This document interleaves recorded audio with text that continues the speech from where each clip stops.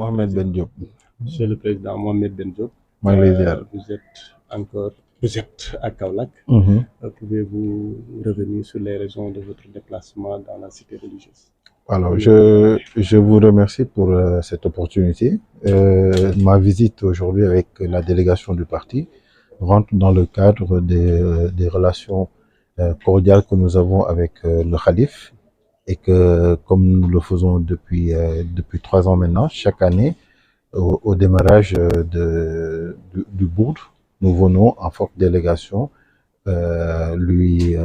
magnifier notre considération et l'accompagner aussi dans ses actions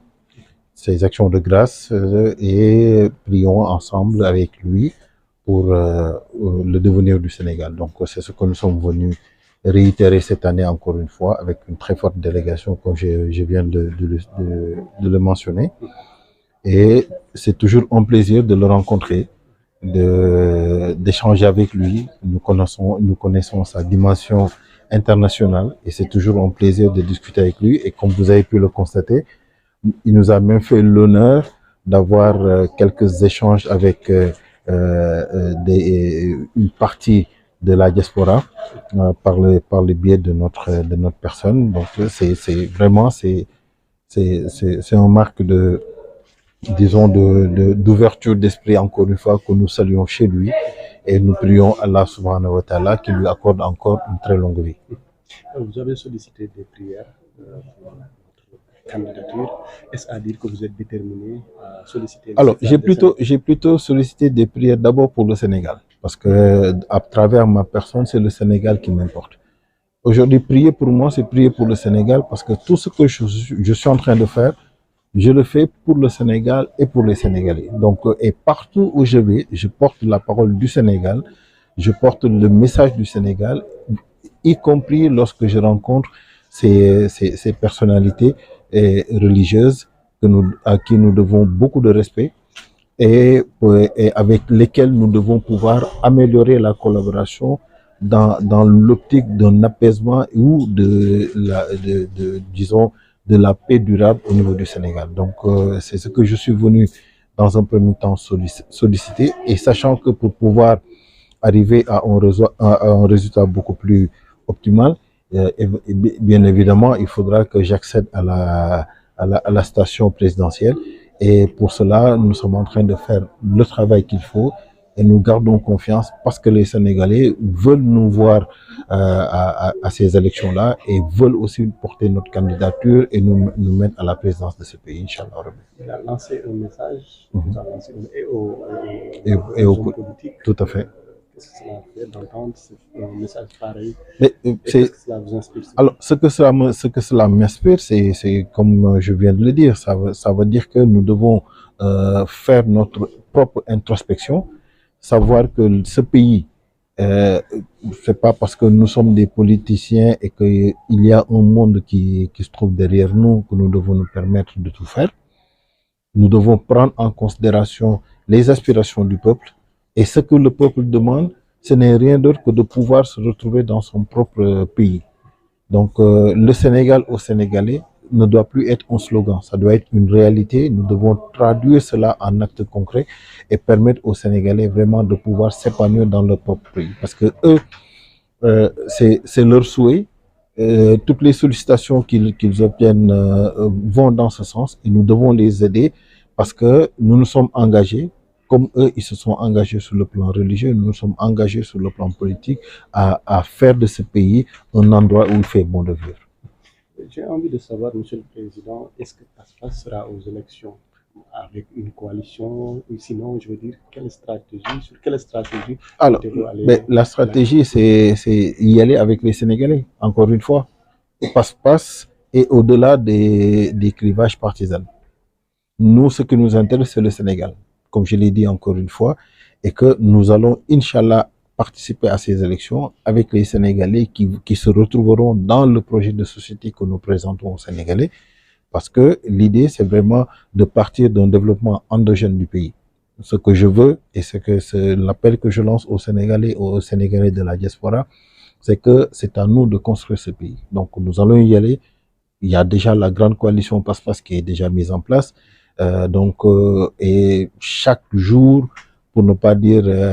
régulièrement, nous avons des sollicitations d'autres responsables qui se retrouvent dans notre projet de société. Et ensemble, nous sommes en train de construire une très grande coalition qui prendra part à ces élections-là, Inch'Allah. Être candidat en étant, mais passer les parrainages en étant, est-ce que vous êtes rassuré? Écoutez, par rapport au parrainage, je pense que c'est un vieux débat chez Passe-Passe. Depuis plus d'1 an, nous avons fait le tour, nous avons bouclé la boucle pour parler ainsi. Nous sommes très confiants parce que c'est les Sénégalais qui sont venus spontanément chez nous remettre le parrainage et j'en veux pour preuve une fois où je recevais votre confrère qui était venu pour constater de visu les 120 000, plus de 120 000 parrainages qu'on avait reçus et qui nous permettent de participer, même si on organisait les élections dès demain. Une personne est venue toquer chez moi et quand la sécurité s'est rapprochée, c'était juste pour me remettre une copie d'identité parce que cette personne souhaiterait me voir participer. Donc, ne serait-ce que pour faire honneur à ces gens-là, à ces centaines et milliers de gens qui nous ont fait confiance et qui continuent à nous faire confiance, nous allons, Inch'Allah, leur faire honneur. Et leur faire honneur, c'est faire honneur au Sénégal en participant à ces élections, mais pas uniquement en participant, mais en les gagnant, Inch'Allah.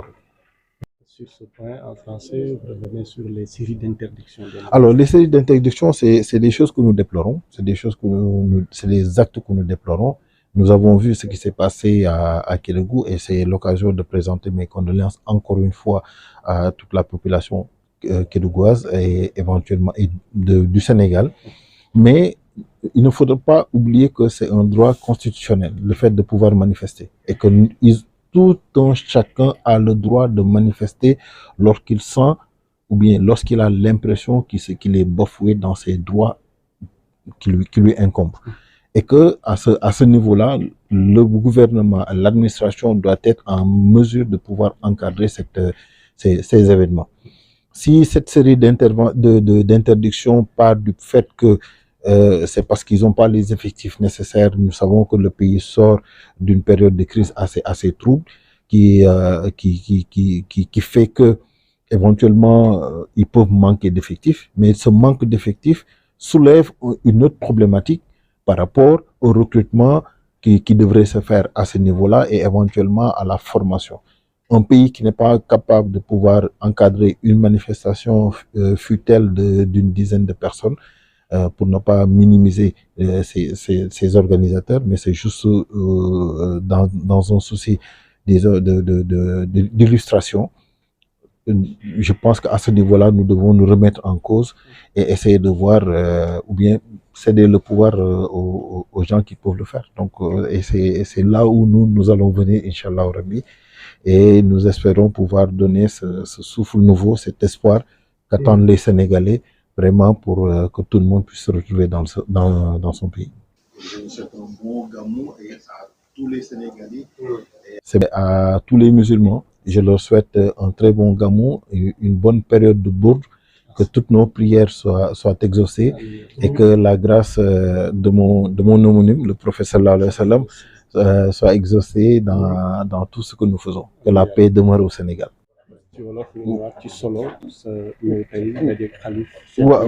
waaw damay wax bismillahi rahmaani rahim di nuyu ñëpp rek di wax asalaamaaleykum wa rahmatullah mbégte la ci ñun saa su ne ñu ñëw fii ci Medina Baye jàkkaarloo xalifa bu tedd bi waxtaan ak moom nga xam ne Baye la ci ñun kilifa la ci ñun te am na yëg-yëg boo xam ne am na ko ci ñun boo xam ne saa su ne buñ fi ñëwee suñu xol dafay tooy. ndax bëtu yërmande yu ñuy xoolee ñu ñuy ñeemantele ak ñi nga xam ne yéene ji nga xam ne niñ koy daan def ren buy tàmbali bi dañuy ñëw jébbal ko kaamil yi nga xam ne moom lañ ciy barkeloo mu ñaanal ñu waxtaanee tolluwaayu réew mi waxtaanee li nga xam ne moom la réew mi di doxee mu dakaat ñu ay dénkaane ñu jógee maanaam gën a yeesalaat suñu pas-pas delluwaat ci liggéey bi donc tànk yooyu la fi ñëwoon. mu am ay kàddu yu mu yëkkati jëmale ko ci yéen waaye ci acteurs politiques yi. loolu lan la ban dégg-dégg nga ci am. waaw lim ci wax dégg-dégg bi ñu ci am rek mooy ñu soññaat suñu bopp ñun les acteurs politiques parce que comme nu mu ñu waxee dañu sacrifié wu pour le peuple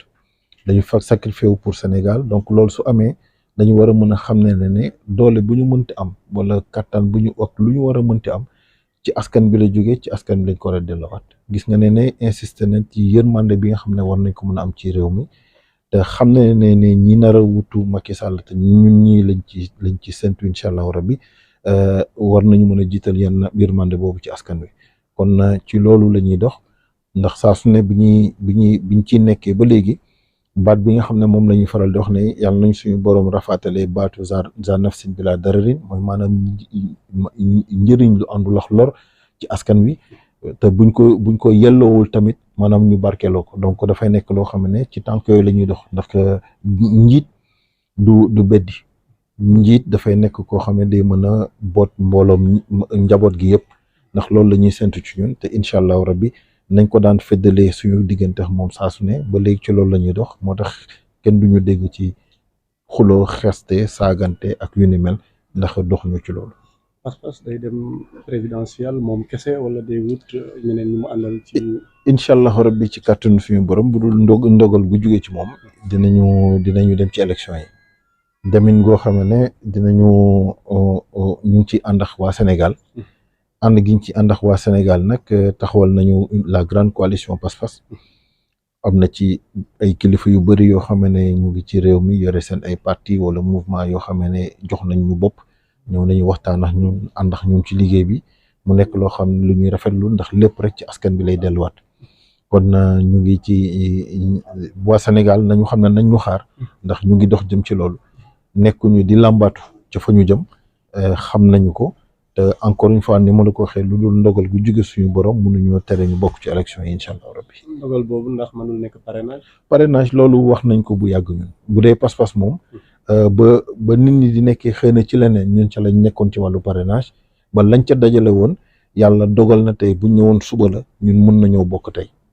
incha allah rabbi pare nañ ci loolu moom ñun du ñun ñooy taxaw di jooy maanaam dina am baat bi ñuy faral di wax ne. maanaam kuy uti di